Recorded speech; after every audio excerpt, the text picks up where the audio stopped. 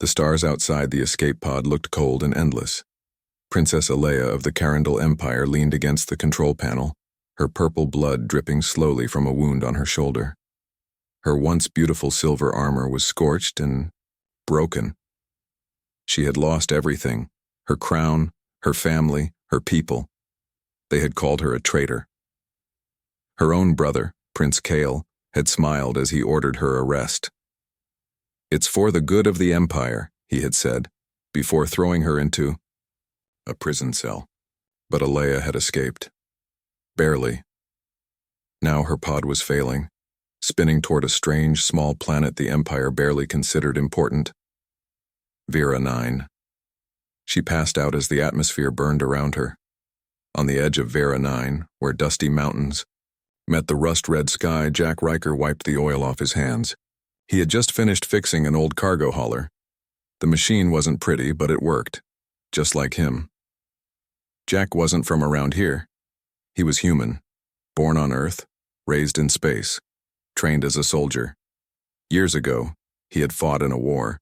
Humans were barely allowed to fight. He had disobeyed orders to protect innocent lives, and they had kicked him out. Now he lived quietly, fixing machines in a small colony where no one asked questions. That's when he saw the sky catch fire. Something was crashing.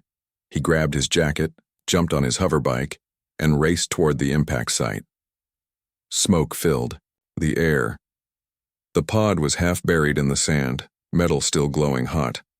Jack moved carefully, ready for anything. Maybe it was a smuggler, maybe a lost cargo ship, maybe a trap. But when he opened the hatch, what he found shocked him. A woman, no, an alien, lay inside unconscious. Her skin shimmered faintly blue. Her face was delicate, noble, but bruised. She wore the armor of the Carindal Royal Guard, the most powerful ruling family in the galaxy. Jack had seen her face before, on broadcasts during his time in the military. She was Princess Alea, a leader, a symbol of peace. But why was she here? And wounded? He didn't have time to think. Imperial drones could be tracking her. Jack gently lifted her out of the pod and carried her to his bike. She barely whispered, "Don't let them find me." "I won't," Jack said softly. "You're safe now."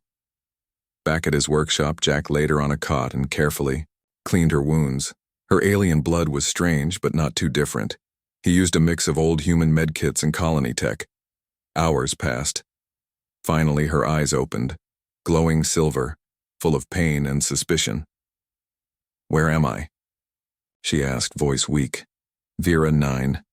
A repair shop," Jack said. "Name's Jack Riker. You crashed. I found you." "You should have left me." Jack raised an eyebrow. "That's not how I was raised." She tried to sit up but winced. "They're hunting me." "I figured. You're the princess. The whole galaxy knows your face." Her jaw tightened. "Not anymore. My family betrayed me. They said I planned a coup. I didn't. They wanted me gone." Jack nodded slowly. "People in power don't like voices that question them." She looked at him sharply. "You understand betrayal?" "I served in the Terran fleet," he said. "I stopped following orders when they told me to bomb civilians. So they made me disappear. Told everyone I went rogue." For the first time, her expression softened. "You saved me." "Why?" "Because no one else did." Over the next few days, Alea slowly healed. She didn't trust easily, but Jack was patient. He didn't ask too many questions. He brought her food, taught her how to operate his old human tech, and even shared old Earth stories. Stories of rebels, freedom fighters, and lost honor. She listened carefully. Jack noticed how she studied everything, the tools, the machines, even him. She was sharp, used to command but not unkind. One night, as a storm raged outside, Alea stood beside Jack at the edge of the workshop. "I used to believe in duty," she said quietly, "in honor. I thought my people loved me. But when the truth became inconvenient, they erased me like I was nothing." Jack looked at her. "You're not nothing." She turned to him, surprised. You matter, he said. Even if they say, you don't, you're alive. That's what counts. Now what you do next, that's what'll define you. She stared at him for a long time. Then, for the first time since she landed, she smiled. Perhaps humans aren't as primitive as the Empire thinks. Jack chuckled. We've got our moments. But trouble was coming. On the fourth day, Jack picked up a signal. Encrypted Imperial code. Ships were entering the system. Someone knew she was here, he told Alea, and she didn't flinch. They will burn this planet to find me. Jack looked out at the desert, then at her. Then we don't let them. You would fight the Empire? She asked. I already did, he said. This time I'm not alone. Alea nodded slowly. Then we stand together. Jack gave her a grin. Always. The air was thick with tension. Princess Alea stood beside Jack inside the old repair shop. Her body was mostly healed, but her heart was still heavy. Every time she closed her eyes, she remembered her brother's voice, cold and calm as he sentenced her to death. Now she was here, hiding on a forgotten human colony with a man she barely knew, a man who had risked his life for her. Are you sure we can trust your friends? Alea asked, watching Jack load old rifles and place explosives into a crate. Jack didn't stop working. They're not saints, but they hate the Empire more than most. If they knew you were alive, they'd crawl through fire to help. She folded her arms. But why? The Empire has crushed every rebellion. People fear it. Jack finally looked at her. They fear it, yeah. But fear doesn't last forever. People remember pain, and when they've had enough, they fight back, even if it kills them. Alea was quiet for a moment. Then she asked, Why do you still help me? Jack shrugged. Because you didn't give up. That night, they moved Alea to a hidden chamber beneath the workshop. Jack had built it years ago, a safe room lined with stolen tech, old weapons, and maps. It was dusty but secure. I built this after I got discharged, he said, wiping his hands. Didn't trust the council. Thought they might come for me one day. Alea looked around. You prepared for a war you hoped would never come. Jack smirked. Hope's a nice thought, but planning, that's what keeps you alive. She admired that. He wasn't a king or soldier anymore, but he hadn't stopped fighting. He just fought smarter. The next morning, two figures arrived on hoverbikes. One was a tall woman with metal arms. The other was a short man wearing goggles, too big for his face. Jack opened the gate and greeted them. Tess, Milo, you came fast. Tess cracked a grin. Didn't have much choice. Empire ships are in orbit. Everyone's panicking. Milo adjusted his goggles. You said it was urgent. What's going on? Jack looked back at the door. There's someone you need to meet. When Alea stepped out, both visitors froze. Tess whispered, Is that the lost princess of Carindel? Jack said. Very much alive. Milo blinked. We're all dead. No, Alea said calmly. You're free people. That's why I need your help. Tess crossed her arms. You expect us to fight the Empire for you? No, Alea said.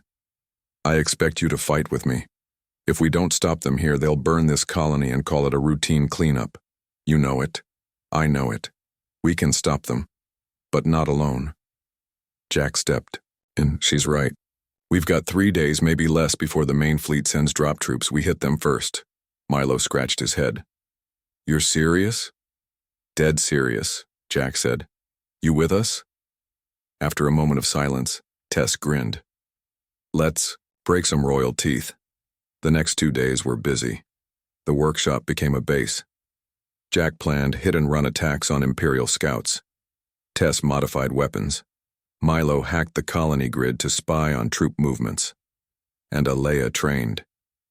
Though weakened, her warrior instincts were still sharp. She practiced with an old Terran rifle, surprising everyone with her aim. She also began learning human combat styles, quicker, less formal than her Empire's techniques. Jack taught her. One night, after a long day, Alea and Jack sat, alone near the old fusion core. You fight like a shadow, she said. Quiet, Deadly, Jack chuckled. You fight like a queen with a blade. Precise, proud. She smiled faintly. I never knew humans were this adaptable. You didn't. No humans at all, Jack replied. Alea looked at him. I was taught that humans were weak, disloyal, loud. Not wrong about the loud part, Jack said with a smirk. She laughed softly. Then her voice turned serious. But you stayed when others ran, even when you had no reason. Why? Jack looked into her eyes. Because I know what it feels. Like to be betrayed by your own people. I know how much that hurts. I wouldn't wish that on anyone, not even a princess. Alea was silent. Then she whispered, You're not just a mechanic, Jack Riker. You're a soldier with a heart. And that's rarer than any crown. The day finally came. The Empire sent drop pods to the outskirts of the colony. Jack and his team struck fast, setting traps, ambushing patrols, spreading false signals. The humans knew the terrain, the Imperials didn't. Tess blew up a walker with homemade bombs. Milo jammed their comms. Jack led hit squads with surgical precision. And Alea? She stood in the middle of it all, a glowing blade in her hand, armor shining with dust and fire. The soldiers who once followed her were now hunting her. But she didn't run. She fought back. By nightfall, the Imperials had pulled back, confused and bleeding. The colony still stood. Back at the workshop, bruised and exhausted, Alea stood over a map table. You were right, she said to Jack. Fear doesn't last forever. People fight when they have something worth protecting. Jack nodded. And now they know you're worth fighting for. She looked at him quietly. I don't care about my throne anymore. I care about this. These people. You. Jack blinked. Me? You were the only one who stayed. He didn't know what to say, so she stepped closer just enough for her voice to soften. Maybe I didn't lose everything after all. The Empire was angry. After their failed attack on Vera 9, they sent a larger force. 3 destroyers now circled the planet like hungry sharks. More drop pods landed every hour, filled with elite soldiers in dark armor. The colony was under lockdown. The people of Vera 9 were scared, but they were not alone. They had Jack, they had Alea, and they had a reason to fight. Inside the workshop, the air buzzed with activity. Tess was building new traps. Milo was busy decoding enemy signals. Jack and Alea stood together over a large screen studying maps and ship patterns. Jack pointed. That destroyer here, the one above the northern ridge, it's a command ship. If we take it out, the others will fall into confusion. Alea nodded. We'll need something powerful. A ground-based strike won't be enough. Jack leaned back. There is something, but it's buried. Alea looked at him. What do you mean? Jack tapped the screen. About 10 years ago, the Terran military hid a prototype warship under this colony. Long before the Empire took over this sector, it was never used. Alea's eyes widened. Are you saying there's a human warship under our feet? Jack nodded. Old Earth tech. Quiet. Deadly. They thought it was lost. She stepped closer. Can we activate it? Jack smiled slightly. With the right hands. Yes. They gathered the team and headed to the old tunnels beneath Vera 9. The path was dark, dusty, and filled with broken walls.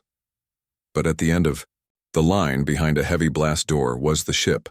It was massive, shaped like a bird of prey, covered in dust and time. The name on the side still glowed faintly, TSS Phoenix, Terran spaceship. Alea walked around it slowly, her hand brushing the metal. I've seen thousands of ships in my life, but this feels different. Jack placed his palm on the control panel. The ship responded. Lights flickered, engines hummed. Systems woke up after years of silence. This ship isn't just metal, Jack said. It's a symbol of what humanity could have become if the Council hadn't bowed to the Empire. Milo stared, wide-eyed. We're flying this? Jack nodded. We're doing more than that. We're going to remind the Empire what it means to mess with humanity. The Phoenix rose from the underground like a beast reborn. Alea took the weapons seat. Jack piloted. Tess and Milo managed power and shields. The ship flew fast, cutting through the sky and broke into orbit before the Empire could react. Enemy fighters swarmed, but they were not ready for old Earth tech. The Phoenix had rail cannons, EMP bursts, and stealth armor. One by one, enemy ships exploded like fireworks in the stars. Inside the command ship, the Imperial Admiral shouted, "What is that vessel?" "That's not in our records," a soldier replied. "It's Terran, but ancient. We don't know its full power." The Admiral's eyes narrowed. "Destroy it." Back on the Phoenix, Alea locked targets. "Ready missiles." "Locked," Jack said. "Fire when ready." She hit the button. A swarm of Terran missiles flew like dragons, piercing the enemy command ship. The explosion lit up space. Debris scattered in all directions. Cheers filled the Phoenix. The other Imperial ships, now leaderless, began to retreat. They had done it. They had beaten the Empire. The Phoenix landed back on Vera 9. The colony gathered in celebration. For the first time in years, they were free. Alea stepped out of the ship, armor glowing, sword on her back. The people knelt. She shook her head. "Please," she said. "I am not your ruler. I am your ally." Tess raised her hand. "She gave us hope. That's more than any queen ever did." Jack smiled at Alea. She smiled back. That night, the stars above were calm. Jack and Alea sat by a fire near the edge of the colony. "You were incredible up there," Jack said. "You, too," she replied. "You were made to fly." He looked at her. "And you were made to lead." She was quiet for a moment. Then she said, "I was made to be used, trained to obey the Empire. But now I see. My future doesn't belong to them." Jack looked at her closely. "What does it belong to?" She turned her eyes to his. "To me. To those who stayed. To you." He said nothing. He just reached out and took her hand.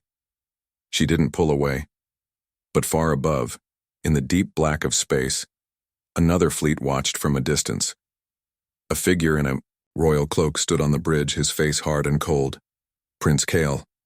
"So," he whispered, "my dear sister found herself a human." He turned to his officers. "Send word. Gather the fleet. We're going to Vera 9. The celebration didn't last long. 3 days after the battle, the sky above Vera 9 turned dark again.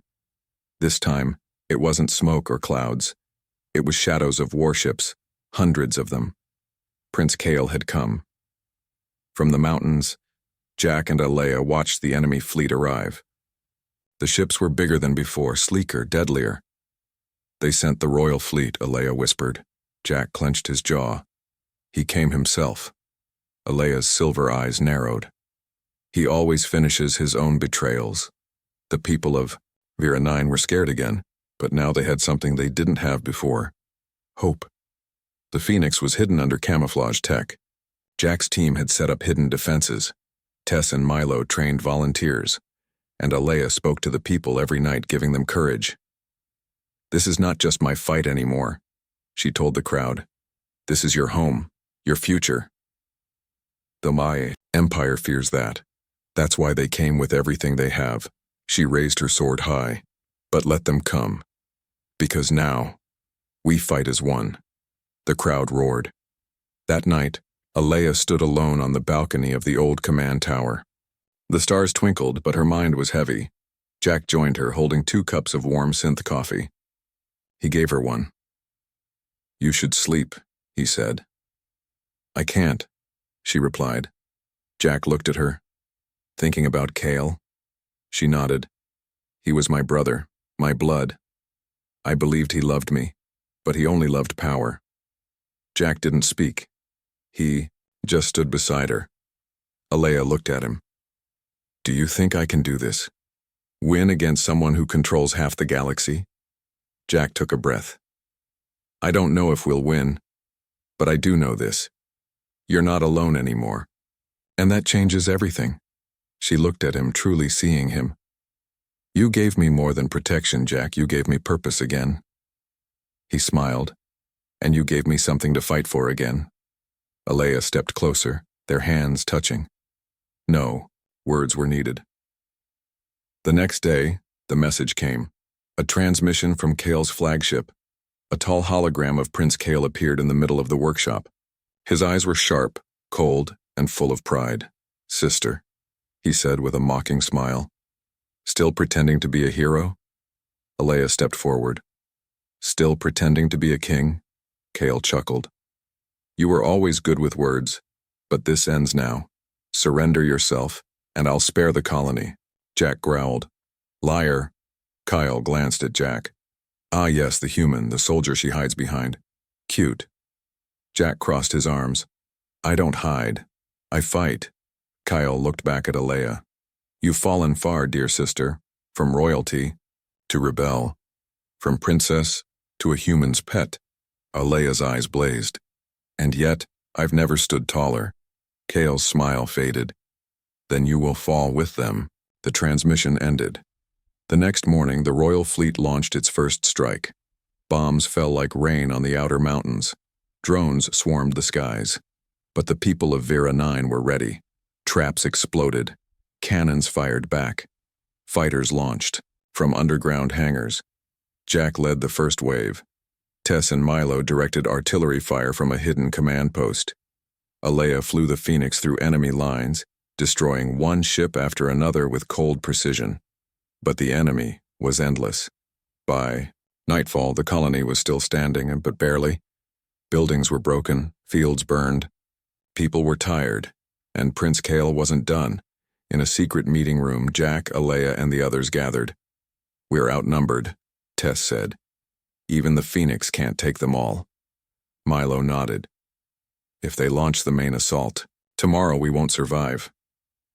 Jack looked at Alea. "There's one move left." She knew what he meant. Her.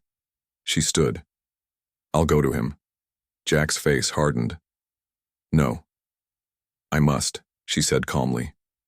"If I can reach his ship, maybe I can end this from within." "You think he'll just welcome you?" Tess asked. "No," Alea said. "But he will let me close enough to try." Jack stood up. "Then I'm going with you." Alea looked into his eyes. "He'll kill you." "Let him try," Jack said. "I made a promise." That night, under stealth cover, a single pod launched from Vera 9. Inside it, Alea wore her royal armor, shining silver and blue. Jack wore black combat gear, armed with a pulse rifle and 3 hidden blades. They didn't speak much. They didn't need to. The pod docked quietly on Kale's flagship. Guards met them at the airlock. They were surprised to see Jack, but Alea raised her hand. "He's with me." Kale was waiting in the throne room, sitting like a king on a metal chair. "You came?" he said softly. Alea stepped forward. "I came to end this." Kyle stood. "Then kneel. Accept your place beneath me." But Alea didn't kneel. She pulled out her sword. No more. A hidden signal from Jack activated the Phoenix, which had followed behind the pod in silent mode. As soon as the fight broke out inside the throne room, the ship launched a virus into the flagship system, shutting down turrets and locking doors. Chaos followed. Kyle drew his energy staff. Alea met him head-on. Their blades clashed with sparks. Jack held off the guards, fighting like a ghost. Fast, silent, unstoppable. Alea's sword cut across Kale's armor. He fell to his knees. "You could have ruled beside me," said, bleeding. "I'd rather fight with humans," Alea said, "than rule with monsters." She didn't kill him. Instead, she broadcast his defeat to the entire fleet. "This is Alea of Carindel," she said. "Your prince is finished. Your lies are exposed. The empire built on fear will fall, and starting now." The war was over. Prince Kale had been captured. His fleet was broken. Many of his commanders had surrendered, and others ran into deep space, afraid of what came next. Inside the throne room of the Imperial flagship, Alea stood tall. Her armor was scratched. Her hands shook slightly. But her eyes were stronger than ever. Jack stood beside her, watching silently. His rifle hung on his back. His body was tired, but his mind was calm. The hardest part was done, or so they thought. Back. On Vera 9, the people welcomed Alea and Jack like heroes. Fires burned in celebration, not destruction. Music played for the first time in months. The air was filled with laughter, hugs, and the sound of children running through the streets again. The workshop, once a quiet place for fixing machines, had become a symbol of freedom. Alea stood on a makeshift stage built from old ship parts. The whole colony had gathered. She raised her voice. I was born to rule an empire built on fear. I was trained to lead with control, but I have learned more from a small human colony than I ever did in a palace. She looked toward Jack and smiled. I once thought humans were weak, but one man's courage changed me. He gave me hope when I had nothing. He stood by me when everyone else turned away. People cheered. But I am not here to be your queen. I am here to offer you something better. A galaxy where all species live free, not under crowns or weapons, but under truth and respect. Jack stepped forward and whispered, They'll follow you. She turned to him. I don't want followers. I want partners. A few days later, a meeting was held in the capital of a neutral planet, watched by billions across the galaxy. Alea stood before leaders of dozens of races, humans, Zarthans, Solari, and even ex-Imperials. She did not sit on a throne. She wore no crown. I am not returning to the Empire as your empress, she told them. I return as your voice.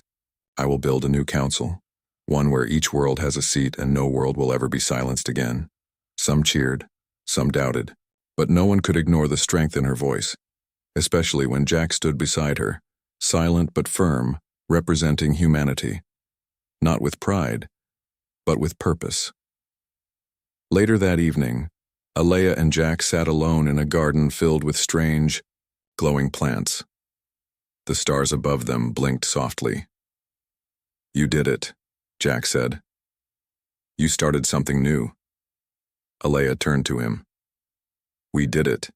He gave her a small smile. So what now? She looked up at the stars. Now we fix what's broken, world by world, voice by voice. Jack nodded. Sounds like a long road. She gently took his hand. Then I hope you'll walk it with me. He looked at her, his voice soft. I didn't stay just to protect you, Alea. I stayed because She placed her finger on his lips. I know. Then she leaned forward and kissed him under the stars. Not as a princess to a hero, but as two warriors who had survived hell together and come out stronger. Weeks passed. The new alliance began to take shape. Alea traveled from system to system, helping rebuild planets damaged by the Empire. Jack traveled with her, training local defense teams, teaching people how to protect their homes. Wherever they went, people called her the Star Queen, and they called Jack the Shadow Flame, the man who lit the fire behind the Queen. One evening, as the Phoenix floated above a peaceful world, Alea stood in the command room watching the stars. Jack entered, carrying 2 mugs of synth coffee, just like the first time they talked alone. You're thinking again, he said. Always, she replied, taking the mug. So much still to do. You don't have to do it all alone. She turned to him, eyes shining. I'm not. I have you. Jack raised his mug. To the future? She smiled. No, to us. They clinked their mugs together and stared out at the stars, hand in hand. In the end, the galaxy did not remember the size of their armies or the number of battles. They remembered a woman who was betrayed but never broke, and a human who had no reason to stay, but did anyway. Together, they did more than survive. They changed everything.